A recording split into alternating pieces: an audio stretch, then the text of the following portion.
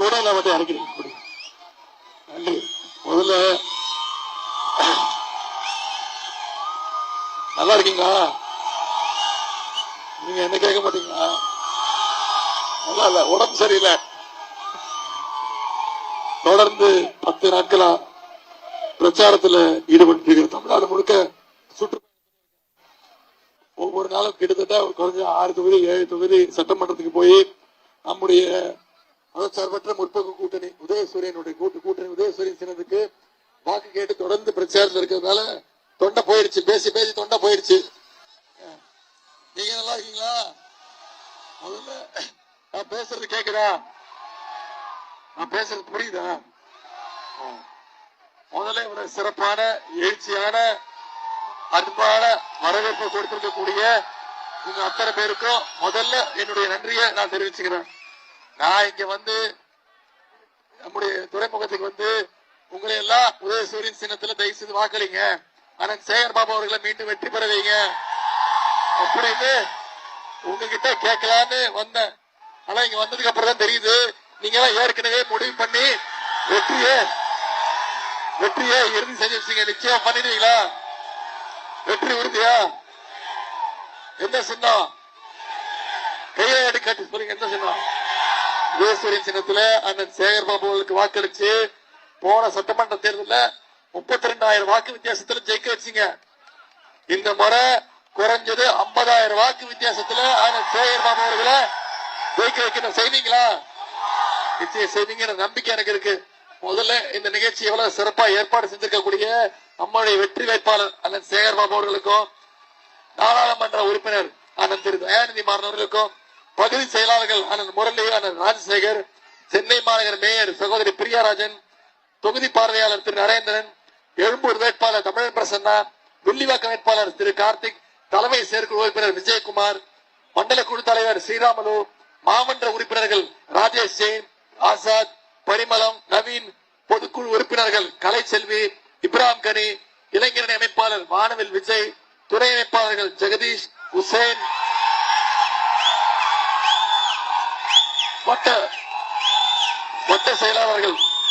வட்ட செயலாளர்கள் அண்ணாதுரை, ராமமூர்த்தி, ஜெய்சங்கர், கதிரவன், ரவிச்சந்திரன், சதீஷ்குமார், பிரபாகரன், சத்யநாராயணன், புகழேந்தி, அஸ்லாம், கதிரவன் என்கிற ராஜா, பரத்குமார், கவியரசு, பார்த்திபன், அதே போல இளைஞரணி உள்ளிட்ட அனைத்து சார்பு அணிகளுடைய நிர்வாகிகள், நம்முடைய மதச்சார்பற்ற முற்போக்கு கூட்டணி கட்சியை சார்ந்த சகோதரர்கள், இந்திய தேசிய காங்கிரஸ், திராவிடர் கழகம், தேசிய முற்போக்கு திராவிட கழகம், இந்திய கம்யூனிஸ்ட் கட்சி, மார்க்சிஸ்ட் கம்யூனிஸ்ட் கட்சி, விடுதலை சிறுத்தைகள், மறுமலர்ச்சி திராவிட முன்னேற்ற கழகம், இந்திய யூனியன் முஸ்லிம் லீக், மனிதநேய மக்கள் கட்சி, மனிதநேய ஜனநாயக கட்சி, மக்கள் நீதி மையம், தமிழ் புலிகள் கட்சி, எஸ்டிபிஐ உள்ளிட்ட அனைத்து தோழமை கட்சியை சார்ந்த நண்பர்களுக்கும், அதே மாதிரி பெருமளவு வந்திருக்கக்கூடிய தாய்மார்கள், அக்காக்களுக்கும், தங்கைகளுக்கும், பாட்டிகளுக்கும், சகோதரிகள் உங்க அத்தனை பேருக்கும், முத்தமிழர் கலைஞருடைய உயிரினும் மேலான அன்பு உடன்பிறப்புகள் உங்க அத்தனை பேருக்கும் என்னுடைய நன்றியை நான் தெரிவிச்சுக்கிறேன்.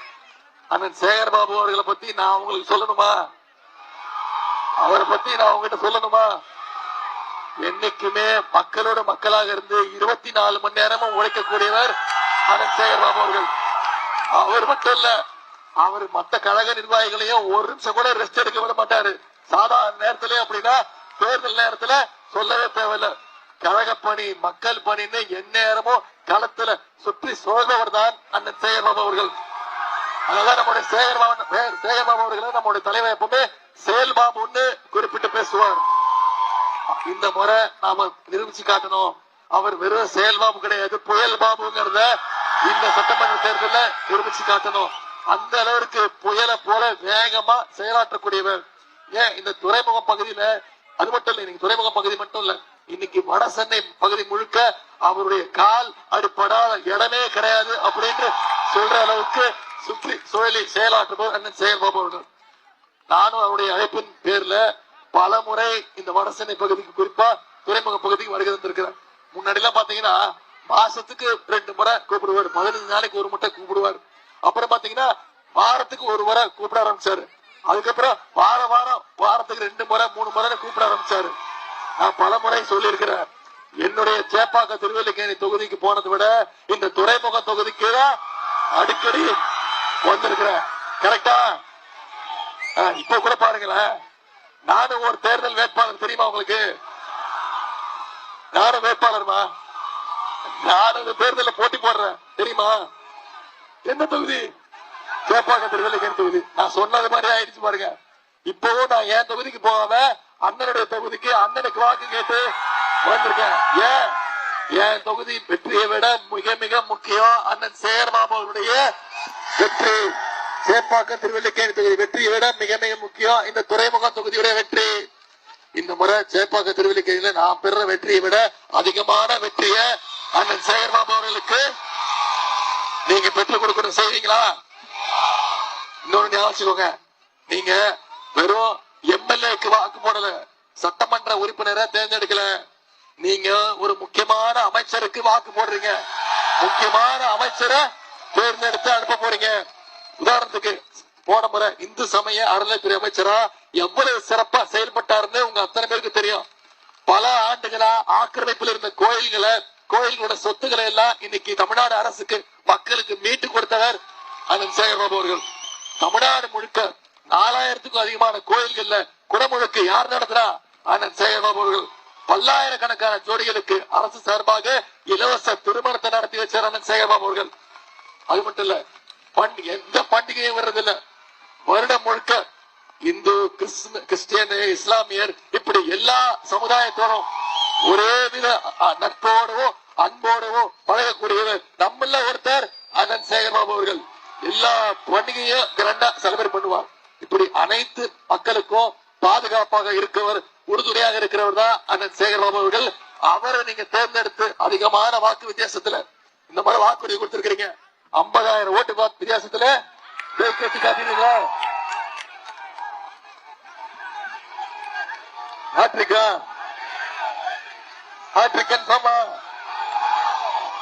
வெற்றியை அடிச்சுட்டாங்க. இந்த முறை நம்முடைய தலைவர் மீண்டும் முதலமைச்சராக போது உறுதி. அதுல சென்னையில 16 தொகுதி, சென்னையில 16 தொகுதியும் போன முறை வெற்றி பெற்றோம். இந்த முறையும் 16 தொகுதி வெற்றி நிச்சயம். அதே மாதிரி கிழக்கு மாவட்டத்துல அனைத்து தொகுதியிலையும் போன முறை வெற்றி. இந்த முறை கிழக்கு மாவட்டத்துல அதை விட அதிகமான வாக்கு வித்தியாசத்துல ஜெயிக்க வைக்கணும். இன்னைக்கு நானா இருக்கட்டும், அண்ணன் சேகர்பாபு அவர்களா இருக்கட்டும், நம்முடைய முதலமைச்சரா இருக்கட்டும், மக்களை போய் சந்திக்கிறோம். மக்களை போய் தைரியமா உரிமையோட வாக்கு கேட்கிறோம். உதயசூரியன் சின்னத்துக்கு வாக்களிங்க. எந்த உரிமையோட கேட்கிறோம்? வெறும் தேர்தலுக்கு தேர்தல் மட்டும் மக்களை சந்திக்கிற இயக்கமா திமுக? வருஷம் முழுக்க 24 மணி நேரமும் எந்த நேரமும் மக்களுக்கு என்ன தேவையோ அதை பார்த்து செய்யக்கூடியவங்க, மக்களோட களத்துல நிக்கக்கூடியவர் அண்ணன் சேகர்பாபு, நம்முடைய முதலமைச்சர் எல்லாரும். அதனாலதான் இன்னைக்கு அண்ணன் சேகர்பாபு அழைச்சிட்டு வந்து இந்த தொகுதிக்கு கடந்த 5 வருஷத்துல என்னென்ன செஞ்சிருக்கிறாருங்கிறத எடுத்துக்காட்டுவதற்கு ஒரு சின்ன எடுத்துக்காட்டுதான் இது. 5700 கோடி ரூபாய் மதிப்பீட்டுல மதுரவாயல் துறைமுகம் உயர்மட்ட சாலை பணிகள் நடைபெறுகிறதுனா அண்ணன் சேகர்பாபுடைய முயற்சி. இன்னைக்கு 6 கோடி ரூபாய் ஒதுக்கீடு செய்யப்பட்டு ராஜாஜி சாலையில மழைநீர் வடிகால் பணிகள் யார் செஞ்சு கொடுத்தா? அண்ணன் சேகர்பாபு அவர்கள். கல்யாணபுரத்துல 10 கோடி ரூபாய் மதிப்பீட்டுல சலவை கூடத்தை புதுசா கட்டி கொடுத்தது யாரு? அண்ணன் சேகர்பாபு. அதே மாதிரி முழுக்க குடியிருப்புகள் கட்டுமான பணிகள் BRN பகுதியில ஆரம்ப சுகாதார நிலையம், நகர்ப்புற ஆரம்ப சுகாதார நிலையம் யார் கட்டி கொடுத்தா?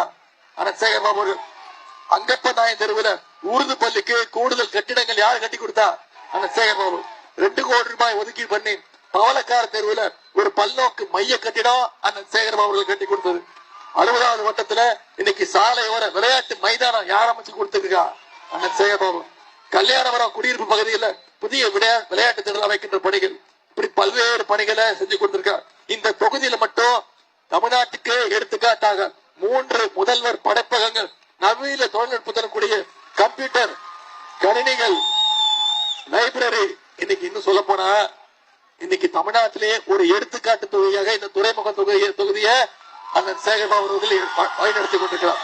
40 ஆண்டு கால மாநகராட்சி பண்டிகை ஸ்மார்ட் கிளாஸ் ரூம் வசதியுடன் இன்னைக்கு நவீன வகுப்பறையுடன் புதுசா கட்டப்பட்டிருக்கு.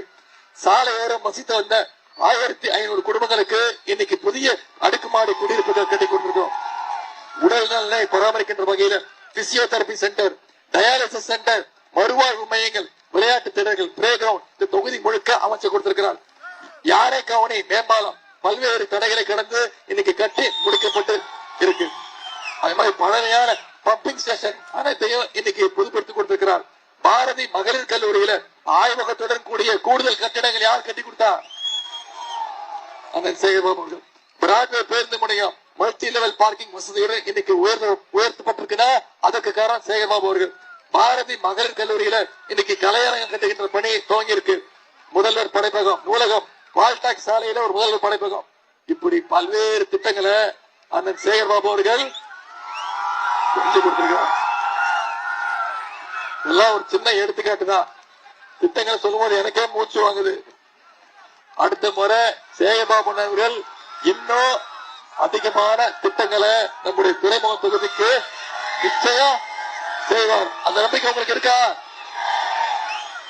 நம்முடைய 5 வருட திராவிட மாடல் ஆட்சியில என்னென்ன சொன்னோம், என்னென்ன செஞ்சு கொடுத்துருவோங்கிறத ஞாபகப்படுத்த விரும்புறேன். போன முறை நம்முடைய முதலமைச்சர் ஒரு வாக்குறுதி கொடுத்தாரு. திராவிட மாடல் ஆட்சி அமைஞ்சோன்னு மகளிருக்கு கட்டணமில்லா பேருந்து திட்டத்தை அறிமுகப்படுத்துறேன்னு சொன்னார். செஞ்சு கொடுத்தோமா இல்லையா? ஆட்சி பொறுப்பேற்றுடன் நம்முடைய தலைவர் போட்ட முதல் கையெழுத்து மகளிருக்கு கட்டணமில்லா பேருந்து திட்டம். இன்னைக்கு மகளிர் அந்த திட்டத்தின் மூலம் ஒவ்வொரு மாசமும் 900 ரூபாயில இருந்து 1000 ரூபாய் வரைக்கும் சேமிச்சிட்டு இருக்காங்க. இன்னைக்கு அரசு பள்ளியில படிக்கக்கூடிய குழந்தைங்க பசியோட படிக்க கூடாதுன்னு முதலமைச்சர் காலை உணவு திட்டத்தை அறிமுகப்படுத்தணும்.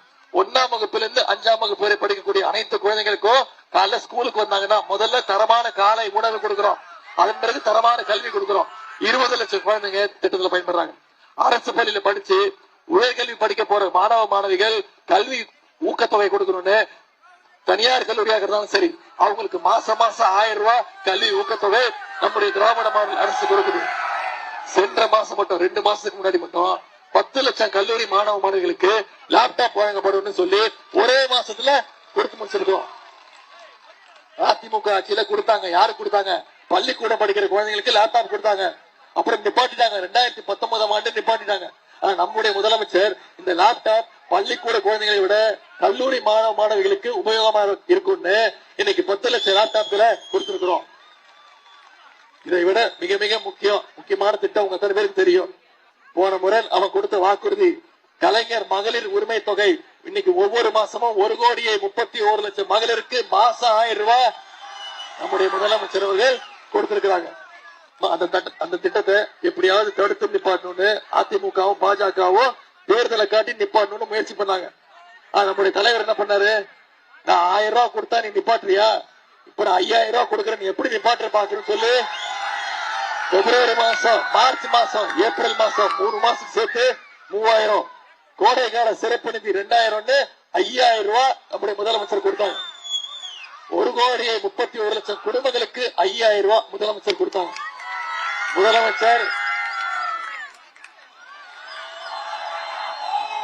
முதலமைச்சர் காலையில 6:30 மணிக்கு அக்கௌண்ட்ல அனுப்பிச்சாரு. ஆனா மகளிர் என்ன பண்ணீங்க? காலைல 9 மணிக்கெல்லாம் போய் பணத்தை எடுத்துட்டீங்க. ஏன் அவ்வளவு ஷார்ப்பு? எங்க முதலமைச்சர் கொடுத்திருக்கிறாரு, எங்க அண்ணன் உரிமை தொகை கொடுத்திருக்கிறாரு, பேங்க்ல மினிமம் பேலன்ஸ் இல்லன்னு சொல்லி மோடி அரசு அந்த பணத்தை எடுத்துட போறாங்கன்னு மகளிர் போய் காலைல 9 மணிக்கு எடுத்தீங்க. நம்ம தமிழ்நாட்டு மகளிர் அவ்வளவு ஷார்ப்பு. இதே மாதிரி ஷார்ப்பா 23ஆம் தேதி வாக்குச்சாவடிக்கு போய் அதன் சேகர்பாபு அவர்களுக்கு உதயசூரியன் சின்னத்துல வாக்களிக்க செய்வீங்களா? இன்னும் சில வாக்குறுதிகளை கொடுத்திருக்கிறோம். அதை மட்டும் ஞாபகப்படுத்த விரும்புறேன். மகளிர் உரிமை தொகை 1000 ரூபாய் கொடுத்தோம்ல, இப்ப திராவிட மாடல்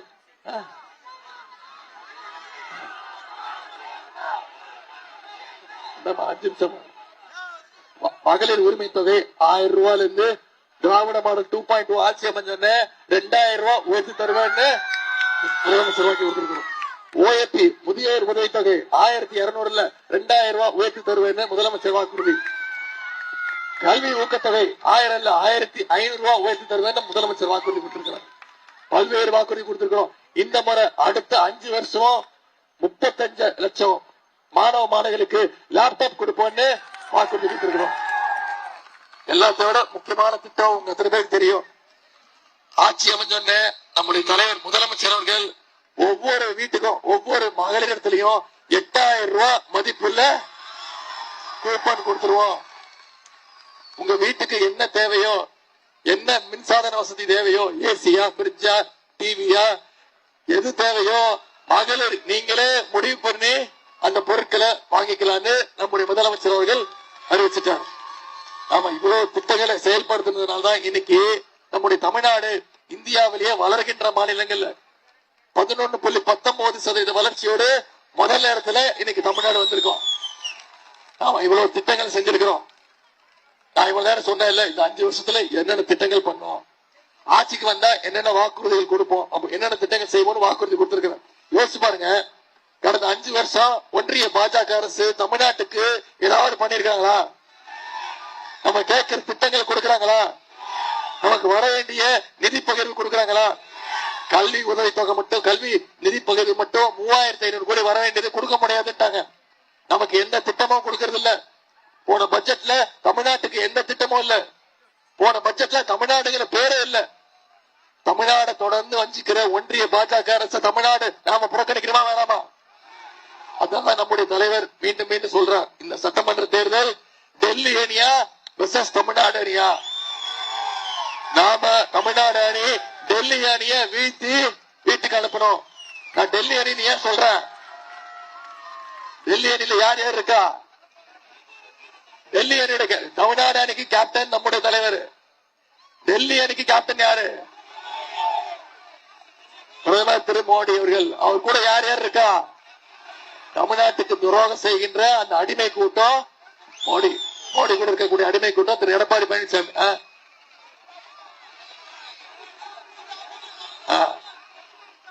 முரட்டு பக்தர்கள் பார்த்திருப்பீங்க, முரட்டு தொண்டர்கள் கேள்விப்பட்டிருப்பீங்க. எங்கேயாவது பார்த்திருக்கீங்களா ஒரு முரட்டு அடிமைய? இத சொன்னதுக்கு ஒரு கோவம் வந்துருச்சு.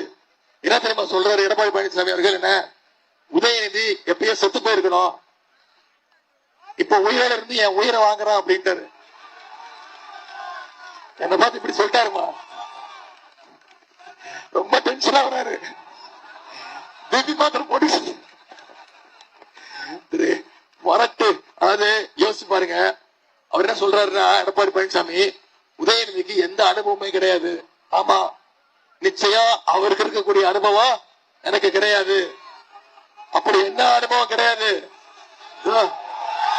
இந்த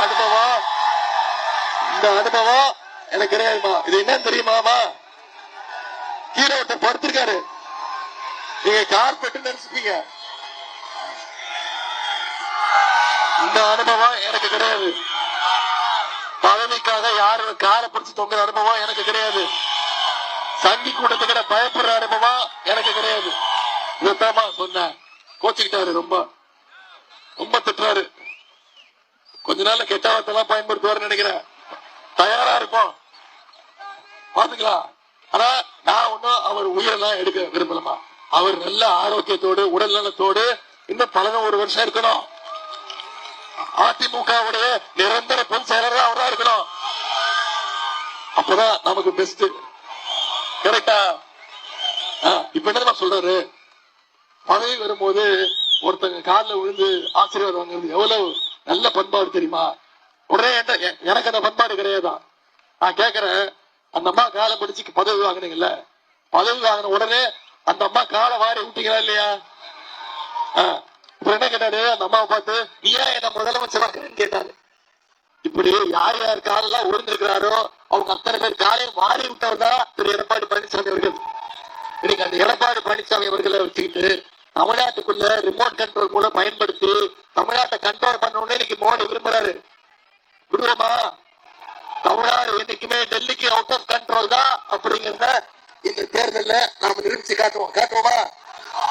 எல்லாம் அன்போடு கேட்கிறேன், பண்போடு கேட்கிறேன், பாசத்தோடு கேட்கிறேன், உரிமையோடு கேட்கிறேன், உங்க வீட்டு பிள்ளையாக இருந்து கேட்கிறேன், இன்னும் பெருமையா சொன்ன தலைவருடைய மகனாக இருந்து கேட்கிறேன், இன்னும் பெருமையா குறிப்பா சொன்னா முத்தமிழ் டாக்டர் கலைஞருடைய பேரனாக இருந்து கேட்கிறேன். விஜயசூரி தினத்துல அந்த சேகர்பாபு அவர்களுக்கு வாக்களித்து மிக அதிகமான வாக்கு வித்தியாசத்துல அவர் ஜெயிக்க வச்சு சட்டமன்றத்துக்கு அனுப்புங்கள் கேட்டுக்கொண்டு உங்களுடைய அன்புக்கும் வரவேற்புக்கும் நன்றி தெரிவித்து விடைபெறுகிறேன். நன்றி, வணக்கம்.